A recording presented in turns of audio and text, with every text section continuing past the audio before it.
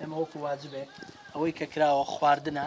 و دوایە ئێوە داوای دواتان لە ئێمە ئەومان بۆ هێناوە بۆ بناوی گەلی وارگێ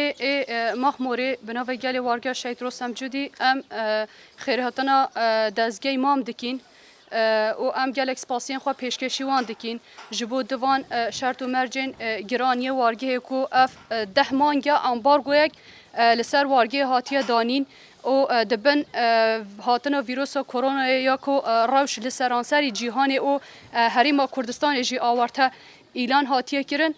taybet divê demê de alîkariya mirovî ya ji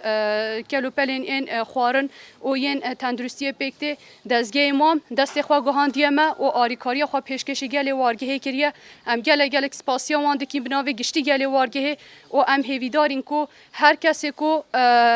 destê xwe li ser wijdanê xwe dane û her kesê ku xeweke xêrxwazê ê gelan dibîne di temê tank ê tevayî gelan de ne tenê ji bo wargehê destê xwe ê xêrxwazî dirêj bike. ئەمڕۆ ئێمە بە خۆشحاڵیەوە توانیمان بەشێ لە ئەرکەکانمان جێبەجێ بکەین بەوەی هاوکارەکانی دەستگای مرۆیی مام بگەێنین بە کەمپی مەخمور لە هەموو لایەکەوە ئابلوقەی خراوەتە سەر بەداخەوە کۆمەڵێک ئینسان لێرە دەژین ئێمە لێرەوە داوامان لە حکوومەتی عراقی لە ڕێکخراوە نێودەوڵەتیەکان لە تەواوی خێرخوازان هەن کە ئاوڕێک چۆن لە خەڵکی باشووری کوردستان لە ئەزمەی کۆرۆنەیە ئەدرێتەوە ئاهواش ئاوڕێک لە کەمپی مەخمور بدرێتەوە بۆیە ئەوەی کە دەستگای مرۆیی مام ئەمڕۆ لێرە جێبەجێی دەکات بە تەنها ئەرکە لەبەرەوەی خزمەتگوزارەکانی دەستگای مرۆیی مام بەبێ جیاوازی جەندەری سیاسی بەبێ جیاوازی بیرکردنەوە خزمەتگوزارەکانی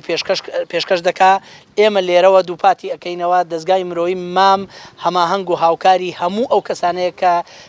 لە تەواوی باشووری کوردستان و بەشەکانی تری کوردستان و عێراقش تەنانەت پێویستیان بە خزمەتگوزاری و بە هاوکاری هەیە بۆیە لێرەوە ئەمە هەنگاوی یەکەمە کە دەستگای مرۆیی مام پاش ئەوەی کە ئەو ئابلوقانەی کە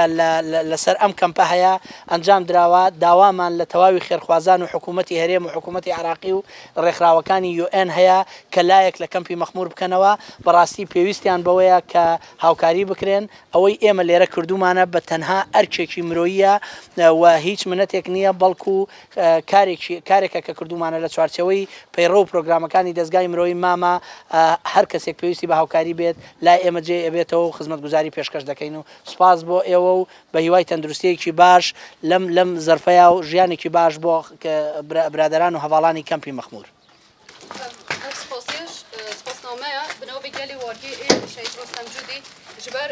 alîkarî û yarmetiya ku di demê herî tank ê wargehê de ev caran awso dezgehê mamê xêrxwazê xwe digihîne me û alîkariyên xwe pêşkêşî me dike em jî dixwazîn bi vê belgeya spasiya dezgehê mam bikîn û dilsoziya xwe bi hev re bînîn ser ziman û dubara xêrhatina wan dikin spasiya wan.